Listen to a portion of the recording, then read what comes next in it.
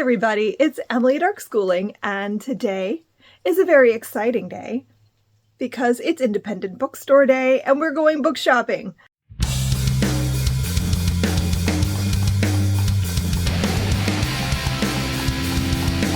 My goal is to actually pull my camera out and vlog while I'm there. I don't know. We'll see where this ends up going because I've not been great at filming in public because it's awkward and weird and I don't want people to look at me. But also I want to take you guys shopping with me. So that's the idea. That's the goal for today is a book shopping extravaganza and it'll be a lot of fun and you can come with me. So let's go.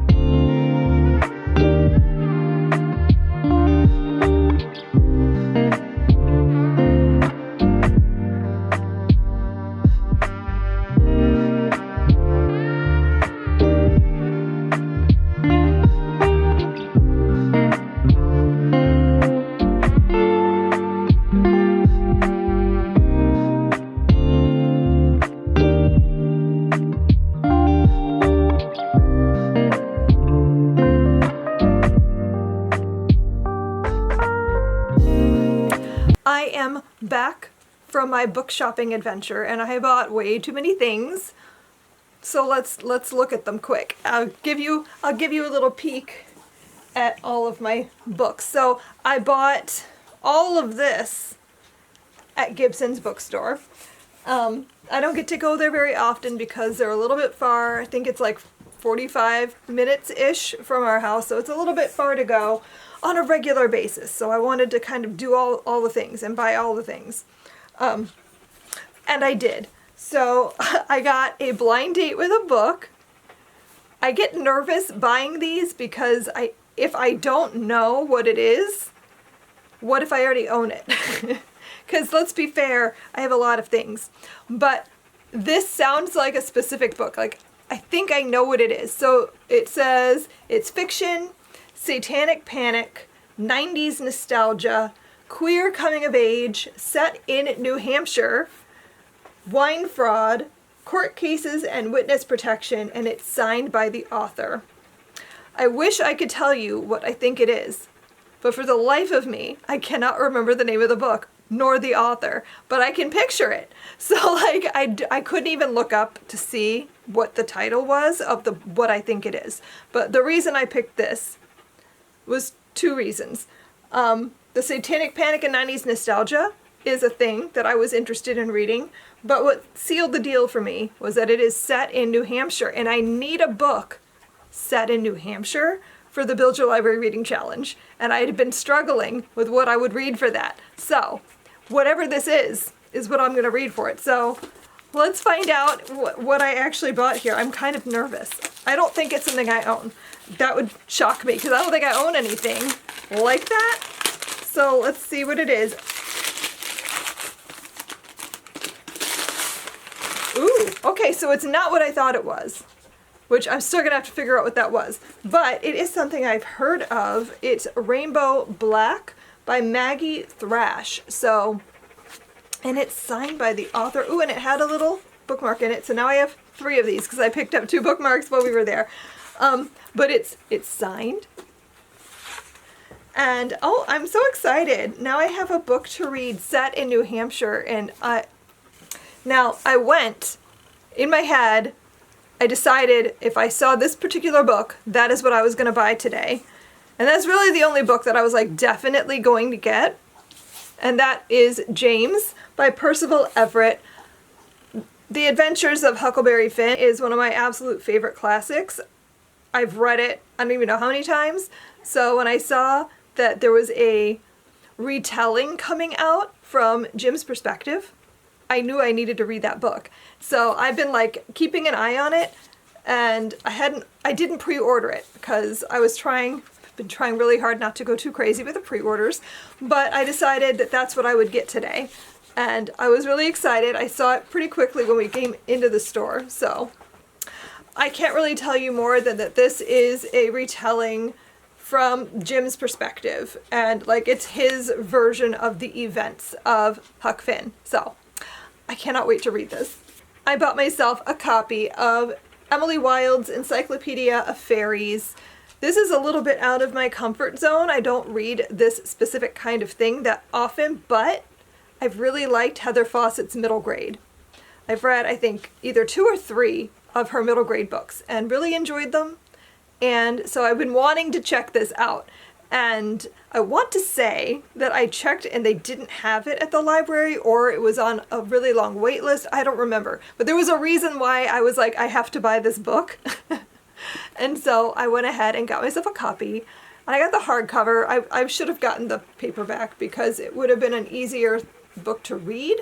But the hardcover is really nice. It's one of those ones with no dust jacket. It's just a really nice hardcover. So I can't really tell you anything about this. I know it has to do with fairies, which is why it was not really a thing that was on my like radar to read.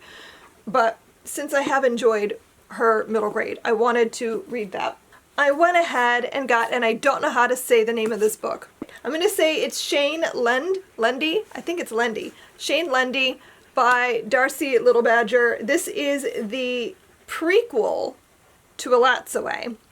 And I loved Alatsaway when I read it, I don't know, 2 years ago. So when I saw there was a prequel, And I didn't read the whole synopsis, but I saw it had something to do with a ghost dog, which is like the thing that I loved in Way was the ghost dog. So I think it had something to do with that in this story, but I don't really know. I don't know how this ties in besides ghost dog, but I've been wanting to read. Oh, and you can see a little ghost dog on the back. I got a graphic novel. I got Squad. This is by Maggie Tokuda Hall and Lisa Sturl.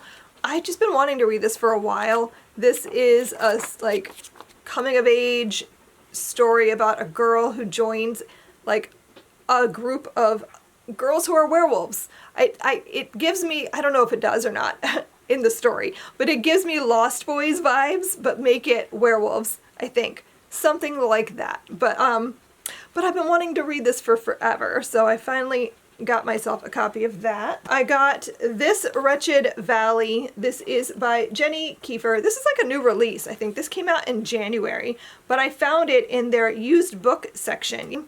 So that was, I almost picked it up. I had the brand new copy in my hand and set it back down, and then I was walking through the used book section and this jumped out. I got so excited. So I finally picked this up. This is horror, and it's survival horror. I think they're like trapped in mountain pass or something. I'm not exactly sure. I know they're on some kind of like it's wilderness horror. They're on some kind of like an vacation hiking kind of a thing in the mountains. I don't know if they're climbers. I'm not really sure, but they end up trapped, and this story is like how they survive it. So it sounds interesting. I've been wanting to read this for a little while now, and I just love this cover so much.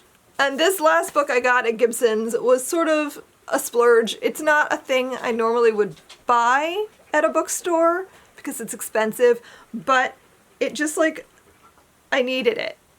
I needed it. So it's The History of Sketch Comedy, and it's by Keegan-Michael Key and L. Key, and it's a signed copy. And I don't know, I just really, really wanted it. I needed it. So I was flipping through it in the store, and I was just like, yeah, I'm making a good choice here.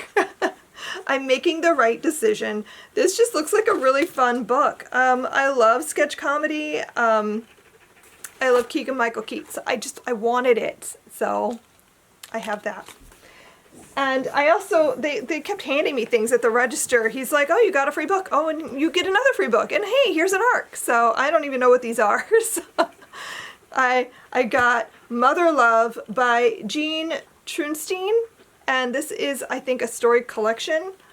I know the guy who was checking me out said that this was stories written by mothers whose children have committed crimes? Murder? Something by that nature. So their children have committed murder, and this is like the mothers writing about their experiences. So, sounded interesting. I have an ARC for a book that I don't know what this is. It's Praiseworthy by Alexis Wright. It's set in Australia, and that's really all I know. It's an epic, which makes sense because it is gigantic. But I'm going to have to look this book up because I don't really know anything about it. And then he handed me Infectious Generosity, The Ultimate Idea Worth Spreading by Chris Anderson, which sounds like nonfiction. So I have that. And I guess this is by the same author of TED Talks. Never heard of this one either, but they were free. So I got 3 free books. And then we went to a second bookstore. We went to Bookery, which is the one that's closer to us. And since I'd already spent so much money, I was like, I get 1 book here. I can only pick 1. So they also had, I didn't get any footage of it, but they had a like a contest thing they were doing where you had to do this whole crossword puzzle, but like all the questions were things to do with the store. So like spent a lot of time walking through the store looking for the answers. So we did that while we were there. And I picked my 1 book. I got A Council of Dolls by Mona Susan Power, and this is historical fiction about, yeah, this is like spanning 3 generations of Dakota women from 19th century to the present day, and we're following people who were in the Indian boarding schools, I think. And so it's set in 3 different time periods. So we're following someone from 1888, we're following someone from 1925, and from 1961. So that is like a thing that I love, when you get to like go through time with the same like family and like see their story over different generations. So I've been wanting to read this for ages. I think this came out last year, and I've been like wanting to buy it. So I bought myself a copy of that. So that is all the stuff I got. It is a lot. I didn't go with a real plan. Like, I wanted a book, and I walked out with this. So, we're not going to talk about how much money I spent today. But I did also get some bookmarks. I don't know where it went, but there was a magnet and a sticker, so I got a little bit of swag, and maybe I'll win a $50 gift card at Bookery. It could happen. So I don't know. I hope you guys had fun book shopping with me today. I had a blast and can't wait to do it again next year. So thanks so much for watching, and I'll see you guys next time. Happy reading. Bye.